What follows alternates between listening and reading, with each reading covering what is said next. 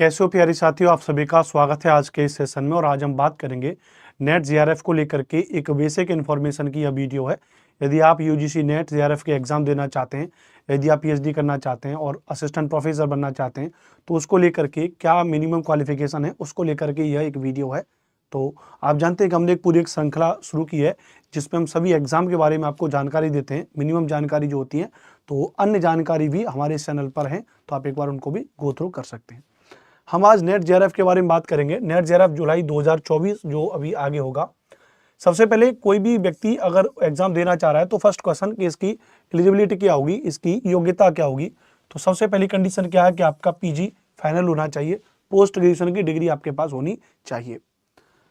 अब जैसे हमने ये कहा कि पोस्ट ग्रेजुएशन की डिग्री फाइनल होनी चाहिए, तो तुरंत आप एक मिसाइल की तरह क्वेश्चन दाग देंगे कि सर मैं अपीयरिंग में हूँ, तो क्या अपीयरिंग वाले फॉर्म भर सकते हैं? तो इसका उत्तर हो जाएगा कि अपीयरिंग वाले भी नेट का एग्जाम दे सकते हैं, लेकिन जब नेट का एग्जाम का जब रिजल्ट आ जाएगा, उस रिजल्ट से अगले 2 साल में आपकी डिग्री फाइनल होनी चाहिए। यानी यदि आप अपने पोस्ट ग्रेजुएशन के पहले या दूसरे सेमेस्टर में हैं और आपने नेट का एग्जाम दिया और नेट का एग्जाम पास हो गया, जो जनरली 10 से 15-20 दिन के अंतर्गत जो है उसका रिजल्ट आ जाता है। तो जब आपको पता चला कि आपका नेट का एग्जाम पास हो गया और आपके 2 सेमेस्टर कंप्लीट हो गए, तो उस दिन से रिजल्ट से अगले 2 साल तक और आपके अगले 2 साल तक डिग्री आ जानी चाहिए। तो आपकी डिग्री अगले 1 साल में आ जाएगी। तो इसका मतलब कि कोई भी व्यक्ति पोस्ट ग्रेजुएशन में अपने में अपीयरिंग में भी है तो वह भी फॉर्म भर सकता है। तो फाइनल होनी चाहिए डिग्री और फॉर्म भी भर सकता है। लेकिन एक चीज़ याद रखनी है कि जो इसकी मिनिमम होनी चाहिए परसेंटेज, वो जनरल कैटेगरी के बच्चों के लिए 55% होनी चाहिए, अदर कैटेगरी के लिए 5% का रिलैक्सेशन है, अदर के लिए 50% होनी चाहिए। तो ऐसा ना हो कि आपने अपीयरिंग में फॉर्म भरा और आपने अपीयरिंग में नेट का एग्जाम पास कर लिया, लेकिन पता चला कि आपकी पोस्ट ग्रेजुएशन में परसेंटेज कम रहेगी, 49% भी रहेगी। अगर आप जनरल के अदर कैटेगरी से भी हैं तो आप नेट भी बेकार हो गया, पोस्ट ग्रेजुएशन की बेकार होगी। और अगर 55% नहीं ला पाई जनरल कैटेगरी से, 54% रह गया, 53% रह गया, आपने नेट एग्जाम पास कर लिया, तो किसी काम का नहीं होगा। तो दोनों को संतुलन बना के रखना है। नेट का एग्जाम देना है तो फर्स्ट प्रायोरिटी पोस्ट ग्रेजुएशन को होनी चाहिए कि मिनिमम आपको 60% आप अपने दिमाग में लाइए कि मिनिमम आपके पास में 60% होना चाहिए। क्योंकि बात केवल यही नहीं रुकेगी कि अगर मान लेते हैं कि यहाँ भी आपने 57% आ गई आपकी, आप जनरल कैटेगरी से हैं, तो आप नेट का एग्जाम माने तो होगा, लेकिन आगे चल के जब आप असिस्टेंट प्रोफेसर के लिए या किसी पद पर जाएंगे तो वहाँ भी एक एपीआई स्कोर बनता है, और एपीआई स्कोर जब बनेगा तो वहाँ पर भी आपकी परसेंटेज भी देखती जाएंगी, तो वहाँ भी फिर वो माइंड करेगा। तो इसलिए मिनिमम 60-65-70% गेन करने की कोशिश करिए। तो एलिजिबिलिटी में पोस्ट ग्रेजुएशन चाहिए, इस बात को याद रखना, इसके अलावा कुछ और नहीं चाहिए। अब दूसरी बात आते हैं, पोस्ट ग्रेजुएशन आपने कर लिया, अब आयु का क्या स्कोर है? तो 2 एग्जाम होते हैं, एक तो होता है नेट और एक जेआरएफ। एग्जाम 2 नहीं होते, एक ही है। नेट के जो टॉप 1% तक जो लोग हैं, यानी मैं भी आपको बताऊंगा, अभी ब्रीफ में समझ लीजिए। जैसे जो एग्जाम हो जो होता है नेट का, तो उस एग्जाम की जो मिनिमम क्वालिफिकेशन है वो क्या है? 40% आने चाहिए। तो 40% से जो लोग नीचे गए उनको तो हटा दिए। अब जो ऊपर के लोग बचे हैं उनके कुछ ही % लोगों का तो नेट क्वालिफाइड होगा, और उनमें से जो most highly qualified highly marks वाले बच्चे हैं उनमें से 1 या 2% ही जेआरएफ क्वालिफाइड करते हैं। तो आपकी सब्जेक्ट पे कमांड जो बहुत तगड़ी होगी तो आप जेआरएफ कर सकते हैं। आगे बात करेंगे। तो नेट के लिए तो कोई एज लिमिट नहीं है, आप कई बार नेट अपना पास कर सकते हो, किसी भी एज में आप नेट दे सकते हो। पोस्ट ग्रेजुएशन के बाद उसमें कोई एज रिक्वायर्ड नहीं है अधिकतम। लेकिन यदि आपको जेआरएफ क्वालिफाइड करना है तो मेल के लिए जो नए नियम अभी यूनिवर्सिटी ने, जो अपना यूजीसी ने लॉन्च किए, उसके अकॉर्डिंग जो नए नियम है उसके अनुसार मेल की आयु 30 साल। लेकिन कौन सा 30 साल? जनरल कैटेगरी का अगर एक बालक है और वो जेआरएफ करना चाह रहा है तो 30 साल के अंदर उसको जेआरएफ कर लेना होगा। लेकिन अगर कोई दूसरी कैटेगरी से, एससी एसटी ओबीसी से है, तो उसको 5 साल का एज रिलैक्सेशन हो जाएगा, तो 35 साल तक अपना जेआरएफ क्वालिफाइड कर सकता है। वहीं फीमेल के लिए 35 साल एज है, चाहे वो फीमेल जनरल कैटेगरी की हो, चाहे एससी, चाहे एसटी, चाहे ओबीसी, किसी भी कैटेगरी की हो, तो वो 35 साल है। और प्लस मेल में जनरल की 30 साल है और अदर कैटेगरी के लिए 35 साल है। तो ये तो होगी आपकी एज। जनरली नेट के लिए कोई एज नहीं है, लेकिन जेआरएफ के लिए आपके लिए इतनी एज हो जाएगी। तो योग्यता आपके पास है, आयु आपके पास है, दोनों चीज आपके पास है। अब आपके पास आएगा पेपर, आपका एग्जाम।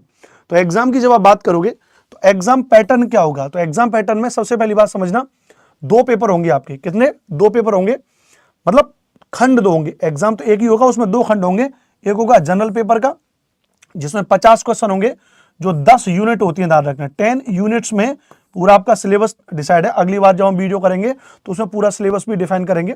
10 यूनिट में एक यूनिट से 5 क्वेश्चन, तो 10 यूनिट मल्टीप्लाई 5 50 क्वेश्चन। एक क्वेश्चन 2 नंबर का होगा तो 100 नंबर का आपका कॉमन पेपर होगा। सब्जेक्ट के आपके 100 क्वेश्चन होंगे, एक क्वेश्चन बराबर 2 नंबर, तो यानी 200 मार्क्स का हो जाएगा और टोटल आपके कितने हो जाएंगे, 300 नंबर का आपका पेपर होगा। और जैसा कि मैंने आपको पहले बताया मिनिमम 40% आपको लाना होगा।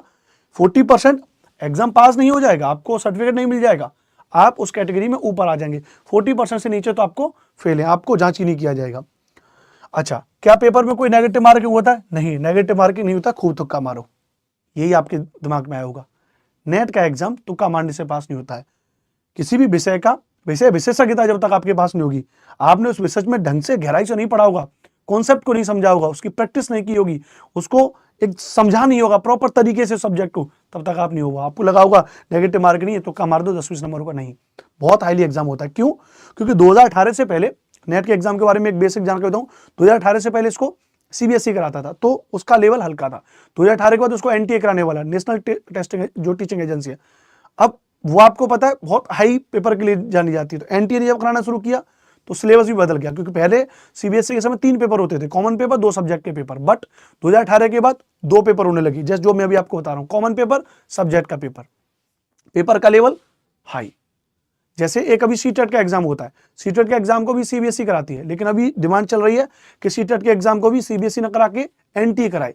तो अगर एनटीए ने अगर सीबीएसई का पेपर कराया तो मान के चलिए उसका लेवल कैसा हो जाएगा, हाई। बहुत रेयर केस में फिर सीटेट पास होगा।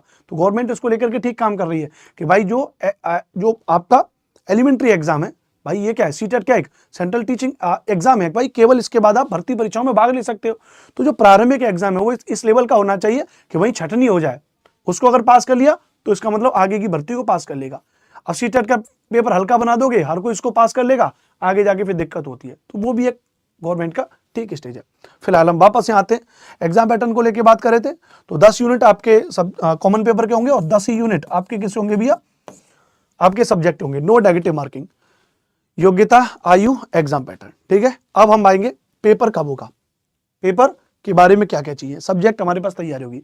पेपर के बारे में बात करेंगे, नोटिफिकेशन कब होता है, तो याद रखना साल में 2 बार पेपर होता है।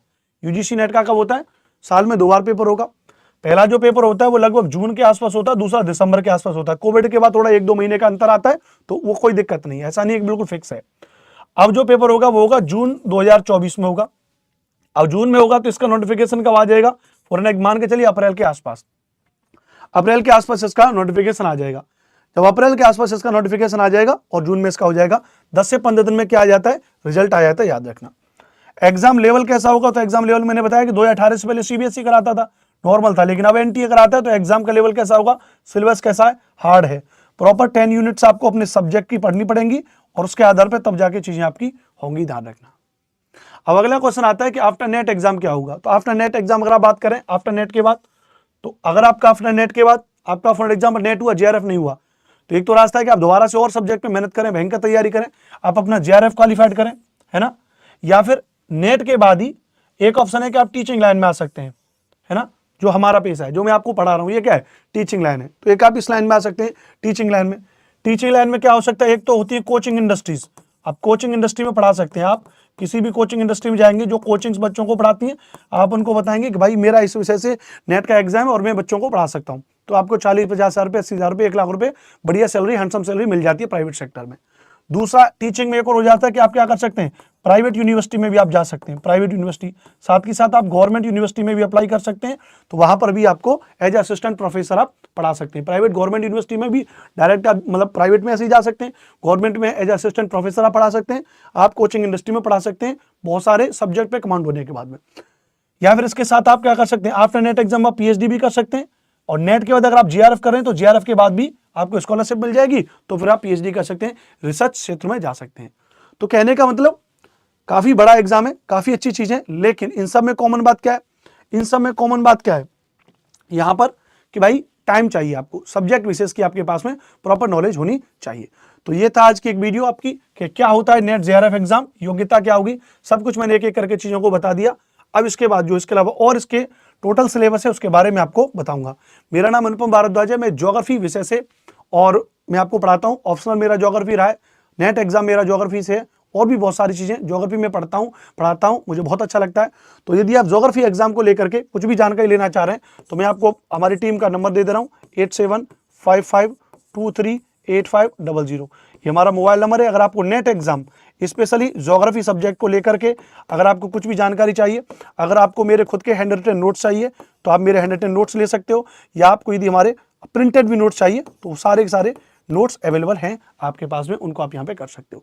तो आज के सेशन को हम यहीं रोकेंगे। उम्मीद है आपको ये जानकारी अच्छी लगी होगी। जानकारी अच्छी लगी है तो हमारे चैनल को सब्सक्राइब करें और अपने दोस्तों को शेयर जरूर करें। Thank you very much. जय हिंद, जय भारत।